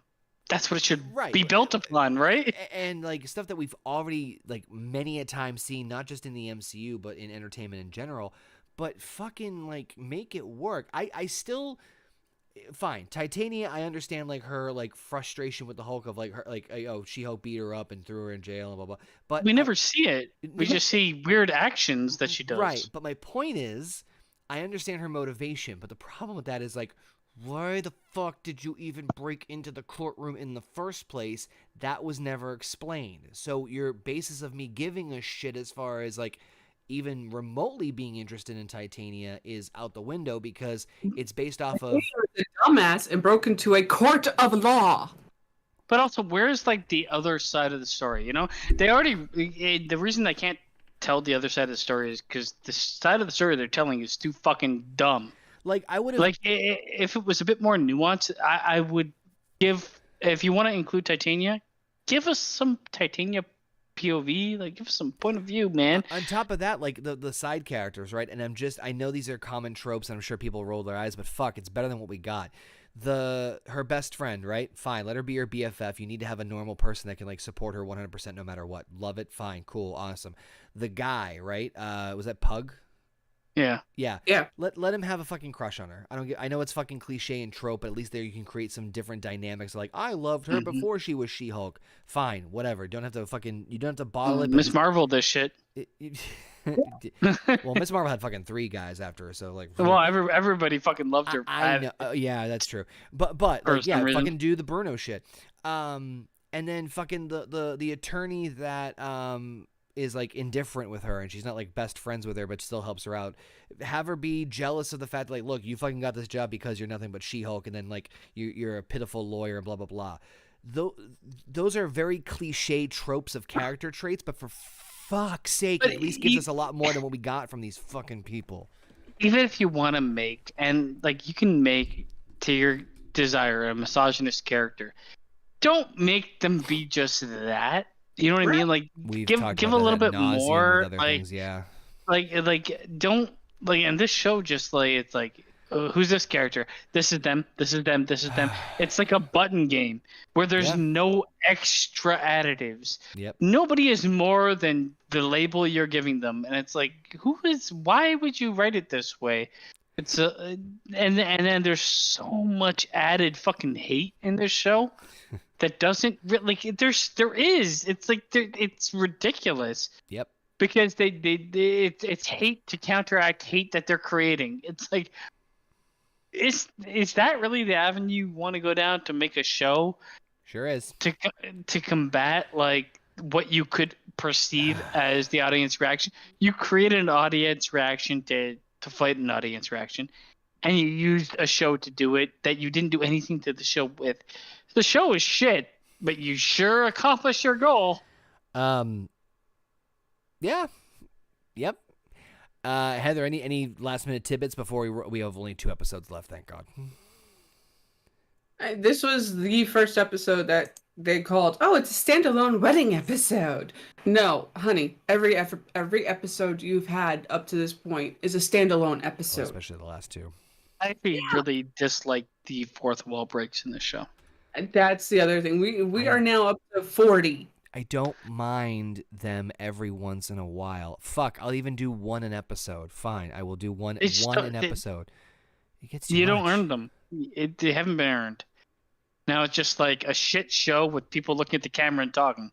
That's like, in order to be meta and do meta well and do fourth wall breaking, like I said before, you have to have a storyline worth breaking the fourth wall for, and you just fucking don't. You just don't. Nope. I mean, Deadpool didn't even do the fourth wall breaking as much as this show did. No. And that is a trope that is used, when used properly, is great. But when overused, it's annoying as fuck. And fourth wall breaking is a very dangerous thing to and involved in a multi-fucking verse. No, I can't. I actually, I'll be honest with you. I'm very curious how they're gonna incorporate Deadpool into the MCU. I think Deadpool will be the shining light of involvement because the money will be there to be like, oh, I just entered this room and you see like fucking Rocket Raccoon. Plus, if Ryan Reynolds has his hand in it as much as he did the last two movies, which I can't imagine why he wouldn't have it in the third one, we'll be fine. Because he knows. I'm sure he has as much, if not more, control over this one, considering that he's the one who got Hugh Jackman to sign on. Yep. The genius of Deadpool doesn't exist in this show. Oh, yeah. The fun and the comedy and the. If I had to watch the two Deadpool movies and say, did the comedy hit? I'm like, yeah, like 80%, 85% of the time it hit me. She-Hulk? 0% of the time did the comedy hit me. Well, let's barrel through these last two episodes then and try to get this through this. So episode 8, which is actually my personal favorite episode, Ribbit and Rip It. Jennifer Walters takes on a new case representing Eugene Patillo, aka the Leapfrog, the son of Goodman, Lieber, Kirkwitz, and Holloway client Vincent Patillo, who wishes to sue Luke Jacobson for having provided him with a faulty supersuit. Jacobson is represented by Matt Murdock in court, who manages to win the case due to Patillo inadvertently revealing that he disregarded Jacobson's instructions by using jet fuel for his rocket boots. Murdock and Walters meet later at a bar, and he advises her that she is in a unique position to help others as an attorney and as She-Hulk. Later that night, Patillo contacts Walters asking for help against an unknown assailant. Walters arrives and battles the assailant, who she discovers to be Murdock in his vigilante persona, Daredevil. Murdock reveals to Walters that Patillo kidnapped Jacobson in order to improve his suit and make suits for his followers, the Tadpoles. Walters and Murdock work together to rescue Jacobson. Leapfrog tries to escape by jumping out the window, only to injure himself. The Tadpoles are arrested while Leapfrog is taken away on a stretcher. Walters later has sex with Murdock at her home. Bow, chicka, wow, wow. I did love the walk of shame afterwards, where it's just him and the I feel like that's diminishing returns right there. The next evening, Walters attends the Southern California Law Awards Gala, where she accepts the Female Lawyer of the Year award alongside 5 other female attorneys, but the gala is interrupted by an intelligentsia broadcast which smears Walters' reputation by displaying footage of her in bed with Josh Miller. Walters goes into a rage and destroys the gala stage. She attempts to capture an intelligentsia member nearby, but she is stopped by the DODC agents, enabling the intelligentsia member to get away. So, Daredevil. Who was teased 3 episodes before. But he was teased the whole fucking season before. So, I mean, like, here, the thing is, if you were fresh off of watching Netflix's Daredevil, you'd probably hate this. I'm just gonna say, because he doesn't hide the fact that he's Daredevil in court. Thank you. Wait, really? 69 online. Yeah, in court, he talks about the costumes. Like, he made one for me. In court. I mean, it might not be to like the actual judge, but while they're in court, he's like, "Oh, he made one for me." Why would you even fucking say that? So, considering who does he make costumes for? The superheroes. The main reason I like this isn't necessarily because they did the vertical shuffle. The main reason I liked it was because it explored a side of Jen Walters that Daredevil was trying to get out of her and trying to like embrace the She-Hulk Jennifer Walters lawyer balance and kind of getting a little bit more out of her character. I'm not saying it was completely successful. He got something out of her, you know what I'm saying? But kind of infuriates me because she's like, a couple episodes ago, she was so dismissive of Hulk, who has more to do with her than Daredevil. But now, all of a sudden, she was dismissive of it at the very beginning when Hulk himself was telling her, "You have a gift, and you should be helping people. You should be helping save the world." That is another thing that I kind of didn't really like either. Was that they? Didn't like that. I mean, I are gonna see like that Hulk kind of like put on. You're a superhero now. I didn't like that either. I'm like, you're a superhero now, whether you like it or not. You have to be this way. It's like, no, that I didn't agree with Hulk's point to that extent, but I also don't agree with the way that it was entirely treated. In this episode, you've got Daredevil, yay! But Daredevil, and I'm gonna use this as the talking point for how the Daredevil show will go. And it's going to be okay. Because Daredevil on Netflix, though they tried to ape it and tried to showcase what the Disney version would be, there's a hell of a lot of unneeded CGI because they didn't want to bring in a stunt crew because it's easier to make people in India make this work. And that's one thing we haven't talked about yet. That Oh, we yep. noticed until the episode before this one. The CGI with She-Hulk, the face has no emotion unless she is screaming. Yep. The problem is the upper lip doesn't really move, and I'm not gonna like shit on the actual artists. It's the time frame and it's the willingness to pay. I think Marvel is like Apple and just hiring people that are living in squalor to make that fucking shit, and being like, we need it in the next 17 hours. It's like, Papa, he's dying, Papa, but I need to make She-Hulk's mouth, Papa. He's not going to live past the 7 hours. I agree. I think they're hiring the right people for it, but telling them we need it tomorrow. Yeah.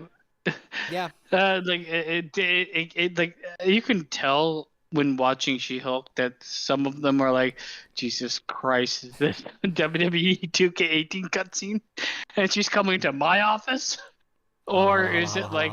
Or is it like relatively okay? And this is another huge complaint that I didn't say. Why do this? You get an actress that is as good as the actress that plays She-Hulk, and you actually go out of your way to show her less. Just get rid of. Okay, all you need to do is say you don't need to look like She-Hulk while you're in the fucking law house. And it's like, okay. They show her way too much and it looks terrible.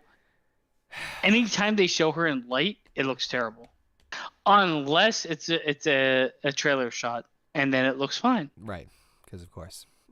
But the rest of the time, her face is dark and there's no emotion on the face whatsoever. I do like the interaction between her and Daredevil. Yes. I do feel like everything that happens in this episode is to make She-Hulk better and Daredevil slightly worse. I will say that like part of me does appreciate an effort they tried to do with the end of this episode. They don't execute it correctly, but I see what they were trying to do where like it's a moment where they're pushing Jen to her breaking point where she snaps and like rages out of control. The problem with that is that it's again this whole flip-flopping of what they want her to do or how they want her to react, right? Before, she was in total control, which she was. She was in total control up until this point, but then she but she loses control at the beginning, which prompts Hulk to kidnap her and train her. But then she's like, no, I got this, has been in control this entire time. And then the very last episode, it's like, okay, well, like, I appreciate that. But at the same time, it's like, you didn't really execute it the right way. If you did other things to kind of showcase that she's like trying to contain her rage, I'd believe it more. I'm watching a Marvel show, which I think the end goal of the protagonist to fuck somebody. Sorry, you cut out. So all I heard was it's a protagonist. The end goal is to fuck somebody. Yeah, that's exactly what it said. Oh, okay. I just want to make sure. Because like I mean, every fucking outside of the fact that she got powers, it was like, who am I going to sleep with next? Yeah. Which, like, I mean, it's Sex in the City done way worse. Like, I just, like, who is this for? Sex on really? the City. I don't know. But no, I I mean, okay, so she sleeps with Daredevil, and it's like, oh, I really enjoyed that, and Blind. Okay, cool. And then he, Why are we still rolling? Why is this show still going? Is this the season finale? Is that next? What's going on? I just love. where am I? Who am Wow, that I? was nice. I'm blind, by the way. Like, Well, I mean, the guy that like sticks with her is blind. That's telling. uh, And then, which is for no reason, because I personally think like the actress and She-Hulk would have no trouble finding a mate. Anyways, he has the walk of shame, which everybody on Twitter is like, yeah, it's so good. I'm like, really? Is it though? Because he's walking away from her house in his actual costume. And I mean, I got a chuckle out of it. I didn't like ball. I mean, but- everybody's gonna get a chuckle out of it, but like on rewatch, he's gonna be like, well. Just bring it up in, I mean, in Born Again. I It'll hope be fine. I hope Disney, when they come out with Born Again, it's like everybody knows he is who he is, because that's the see. way he was shown in this episode. Are there any other tidbits for episode 8 before we go on to the final stretch? Kill ourselves on 9 because it's so. Here we go. You wild. talk about meta and fourth wall breaking. Let's talk about episode 9. Whose show is this? Who cares? Jennifer Walters is released from the DODC custody, but is forced to wear an inhibitor to prevent her from transforming into She-Hulk, and loses her job at Goodman, Lieber, Kirkwitz, and Holloway. She decides to go to Emily Blonsky's retreat to seek advice after failing to gather information on intelligentsia and its creator, the Hulk King. Walters' best friend Nikki Ramos successfully manages to receive an invite from Hulk King to join a private gathering and asks Pug to infiltrate the event. Pug attends the gathering, which also takes place at Blonsky's retreat, and learns that Todd Phelps is the Hulk King. Walters arrives at the retreat and stumbles upon the gathering. Blonsky is present in his abomination form, acting as a motivational speaker, although he has no knowledge of intelligentsia's true goals. Walter confronts Phelps, who injects himself with a substance containing her blood, turning himself into a Hulk. A fight ensues as Titania and Walters' cousin Bruce Banner also joins with Titania, fighting intelligentsia members and Banner fighting Blonsky's. Confused by what is happening, Walters breaks the fourth wall and enters the documentary series Marvel Studios Assembled through the Disney Plus platform. There she goes to Marvel Studios' production room of the show and confronts its writers, who direct her to Kevin. She then meets Kevin, an artificial intelligence claiming to be in charge of all Marvel Cinematic Universe storyline decisions. Walters brings her complaints to Kevin while bringing up the father issues of several MCU characters, as well as asking when the X-Men are going to appear. Walter persuades Kevin to rewrite the climax of the episode, and Kevin reluctantly agrees. Walter returns to the show as Phelps and the rest of Intelligentsia are arrested and vows to see Phelps in court. As Titania is being interviewed, Blonsky agrees to return to prison for 10 years after violating his parole. Walters returns home to celebrate with her family and Matt Murdock, who is suddenly brought back to the series after Walters asks Kevin for him. Banner joins them, returning from Sakaar, and introduces his son, Scar. Sometime later, while having regained her job, Walters goes to her court case against Phelps and Intelligentsia. When asked by a reporter if she will be working as a lawyer or a superhero, She-Hulk answers both before entering the courthouse. And in the mid-credit scene, Wong breaks Blonsky out of prison at his request and takes him back to Kamar-Taj.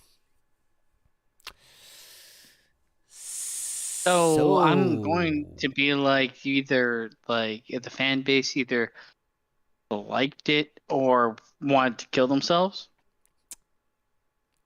Okay. I have a mixed bag on this episode. I'll be very honest. Here's why. And this is purely a personal thing. I want to stress this. The whole Kevin thing, I thought was kind of funny. And there was a lot of self-referential stuff that I also liked, like the whole like wink and nods thing. And the fact that the robot has a fucking baseball hat like Kevin Feige. Fine. I thought that was funny. I thought that was cute. Fine. The thing that really is kind of a wonderful swift kick to the dick is the fact that it tries to start out as another episode and then basically Etch-a-Sketch erases everything. So The entire show. Yeah. Yep. So why even do it? Which brings me back to my original issue of what the fuck was What was gained by this show? What did we? Walters is the She-Hulk now. You can't say Which goes back to my beginning statement. All you needed was episode 1 and 7. episode fucking 7. Yep. And John explaining She-Hulk. You want to introduce Daredevil into the MCU? You kind of already did that with Matt Murdock showing up in Spider-Man. You could have showed it.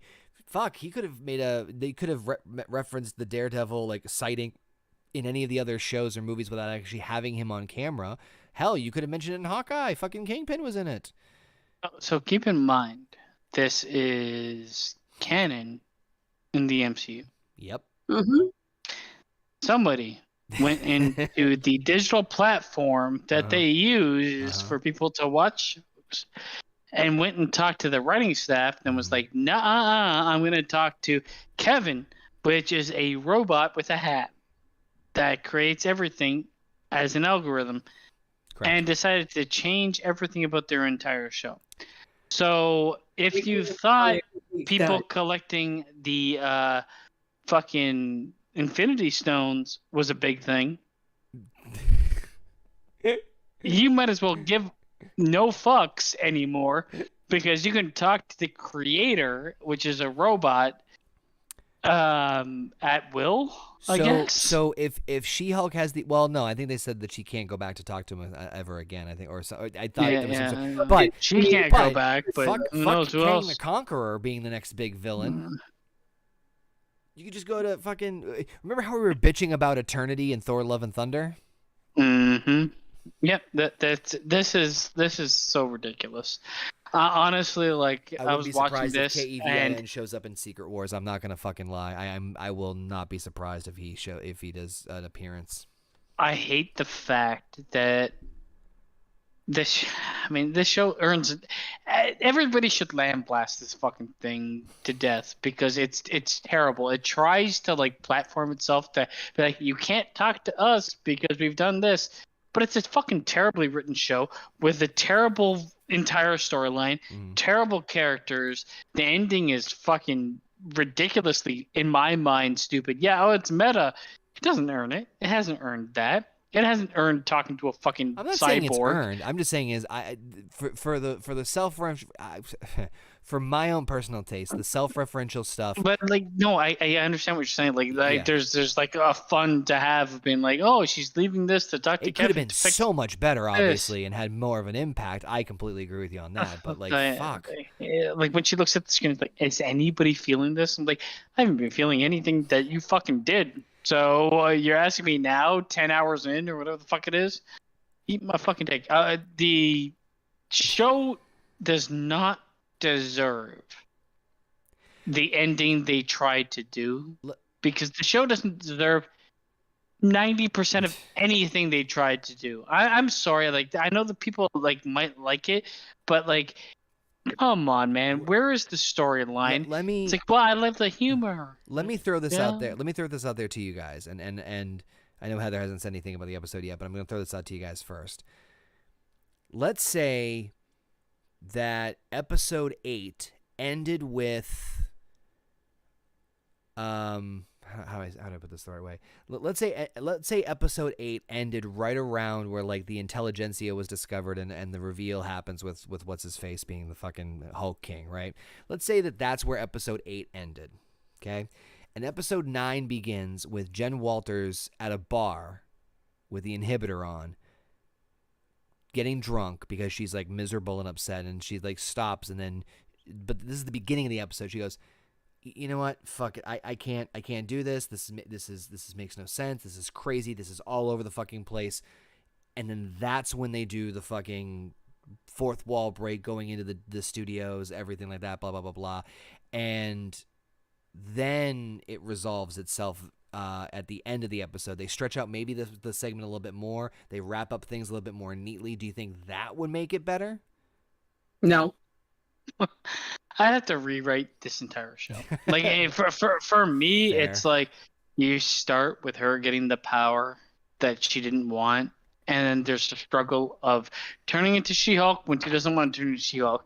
Not to the extent that Hulk did, but it could be to like, I'm trying to open a wine bottle and I fucking can't, or some shit goes wrong and She-Hulk's out of nowhere, or like the common things that people face where like it's like you're kind of frustrated and She-Hulks. And then have an episode where she learns to control the minutia of the detail with Hulk. And then moving forward to how she's going to integrate She-Hulk and herself being in regular society. And that includes like, law and superhero law, if you want to go that way. The end, I probably would have... Well, I mean, the thing is I'm rewriting the whole fucking show at this point in time. So I would have to have included like some sort of bad... that had more to do with her She-Hulk form, I guess, being a fault to her being able to tell law properly without getting mad or transforming. Yep. I think that would be a better fucking show than what I saw. I know that they wanted to like fit everything in, but like the ending is just so like the thing that worked the least for me was the fourth wall breaking, and that's the ending that they went with. And I am like, I mean, okay, yes, we do see. I mean, don't get me wrong. It's like, okay, see, it's a little fun prank, but a fun prank on a shit show doesn't really work for me. Right there with you, Tex. Okay, then I get you on that. Sorry, continue. I didn't mean that. No, well, it's not even that. Actually, the show ends and she gets everything she wants. Yep. Right, because and what she didn't asked want. for She it. didn't want the Hulk powers, but she's fucking keep them. Yeah, well, she didn't ask for it to go away. She's like, I know. I want Matt Murdock because I want to fucking have sex with him. Yep. And he's like, he just shows up. And I'm like, okay, well, this is like this, and they have a fucking Fast and the Furious fucking, Family barbecue. Family's the most important. yeah, family's most important, and he shows up and he's talking about being blind or some shit. Oh fuck, I don't care. It's like, what? Heather, What? Heather, I'll throw it to you. Not only about this episode, but might as well fucking put the feather in the cap. I mean, I think we don't really need to go into too much detail of why we're not. I'm not even going to do a rating on this one. I'll be very honest. Oh, I'm going to do a rating. Okay. Fine. There's going to be a fucking rating. 'Cause we've rated everything else in this fucking. And I had to watch this, so I'm rating it. All right, fair enough. For this episode, I would have preferred if they stuck with the circus that was going on, because guess what? That's what this entire show was. A fucking circus. Good point. They pick and choose. Exactly. Mm-hmm. For her to sit there and have that be the breaking point where she breaks through the fourth wall, goes through the Disney Plus menu, and goes into the studios. She kills herself. And have to fight through these puny little security guards who... they're working at Disney Studios. They should fucking know who it is. And just give up immediately. That's so terrible. It's so terrible. I'm not going to lie. And for her to walk in and see Kevin, the AI, which the fucking AI for lawyer scripts that you read to us before we started the show did a better job than what this AI did for this. First, she sees the actual writer of the show. Sitting there being like, what? By the way, I love Tex's suggestion. He goes, the post-credit scene should have been John Berthenol, Punisher, showing up and kill them all and looks at the camera and says, "You're welcome." Yeah, I agree. Honestly, best fucking painting ever. Deadpool But 2. she talks to Kevin, and before they go any further, Kevin sits there and says, "Can you not talk to me in this form? It's too expensive." No. Oh yeah, don't transform on camera either. Yeah, they have a dig at like it's bad. It's Yep. bad timing. Oh, yeah. For that statement to be said on this show, but yet 90% of this fucking show is her in She-Hulk form. So we didn't really touch on it, but like this show ruins a show that's won multiple awards and is way better than it. I was just about to get there. The episode with Wog. where he did fucking Dottie Blaze, and they meet Madison, and she turns around. Oh my God, The Sopranos! Is this the episode where so and so dies? This is a very Rick and Morty-esque take, and the thing is, Rick and Morty is actually good in this, and so how dare you? In my mind, I mean, there's a lot of people that haven't seen it, and to do that on a show that's literally like F minus. Yes. For the girl who's perpetually drunk in that end credit scene asking Wong what alcohols he's tried and what alcohol he might have in Carmitage, a fucking temple, no less. A lot of people love medicine. I stand on absolutely hating medicine, but where are you guys? I can't stand her. She is the drunk bimbo. I don't mind her in small doses. I don't know what those doses are. We're going to show too much. But for them to ruin Sopranos on this show. I mean, that to me is a nitpick, but it's still like but like the reason I'm nitpicking it is because the show is so bad. Mm-hmm. It's so bad.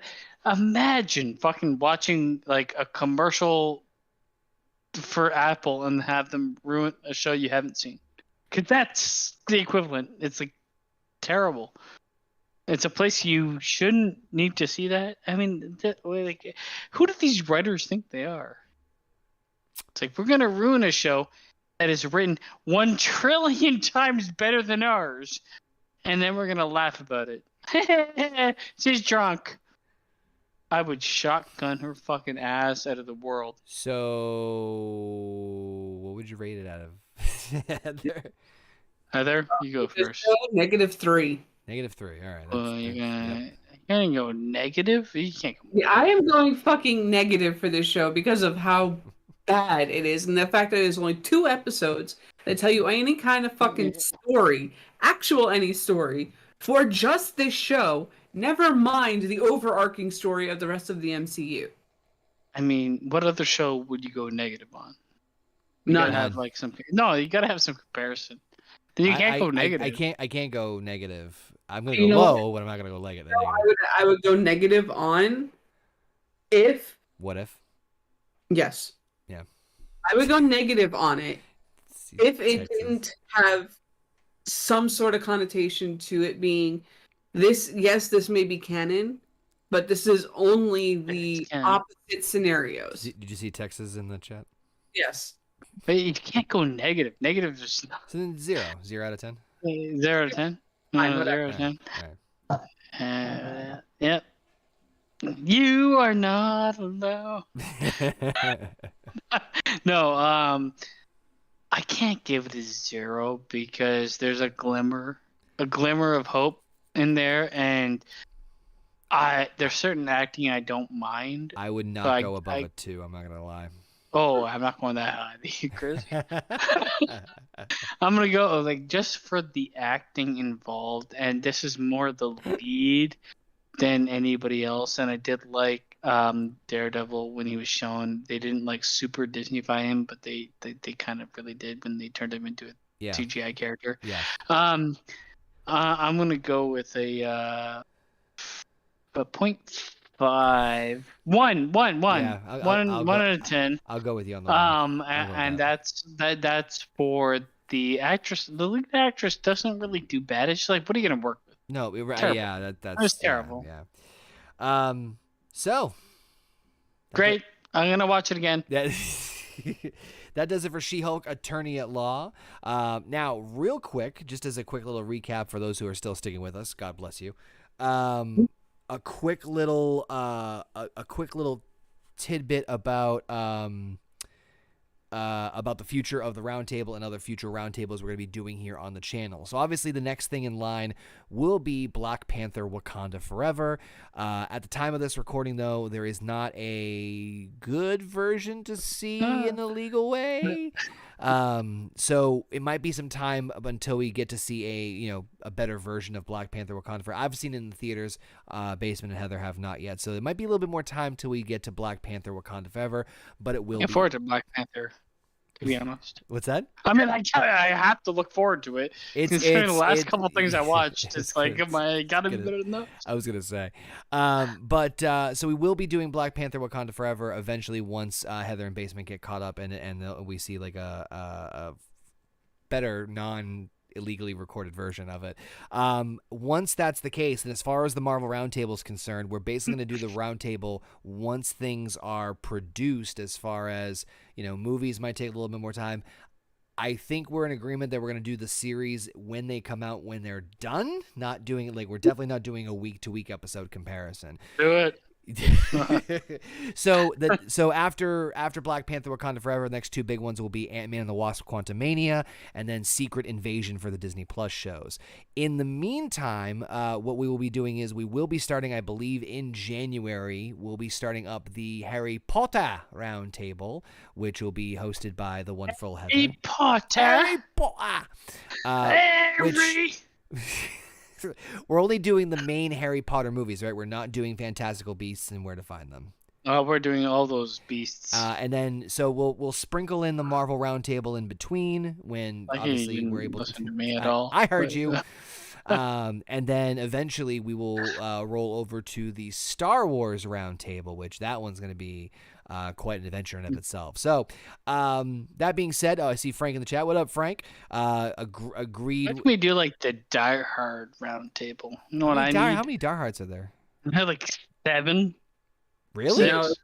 4. There's definitely 6. No way. Yeah. There's that. Hold on. Mhm. Seriously, that many? There's 6 Die Hards. We could do the Rambo Roundtable. Holy shit, there is. There's fucking 1, 2. I told you. Wait, Hold on. Nobody believes. Hold on. 1, 2, 3, 4, 5. 5. The Freddy Roundtable. The fucking. There's a bunch of them. The Dream Warriors. But the point being is that, you know, we're still going to continue the Marvel Roundtable. It's just obviously going to be more spaced out based upon what other movies and stuff come out. And then again, Harry Potter and then Star Wars right after. So we got some fun stuff in 2023. I'm really looking forward to it. But want to thank Heather and Basement not only for trekking with me so far all the way through the Marvel Roundtable, but especially for this episode, particularly of She-Hulk, because I know how much of a chore it was for them. But I mean, Frank, if you want to hop on the other, you know, Harry Potter and the Star Wars one, Heather and JP are going to be the ones leading. Get all up in here. Get all up in here, baby. Business. But Come on. But I want to thank them. About stealing lights and giving babies to terrible people. But I want to thank everybody Let's do for. it. That sounds fantastic. I want to thank everybody for joining us. I want to thank everybody in the chat. I know Frank just popped in just now. I want to thank everybody for checking out the Roundtable. And again, thanks to everybody in the Horny Goat crew for putting up with my shenanigans of let's do everything Marvel and not want to fucking kill me yet.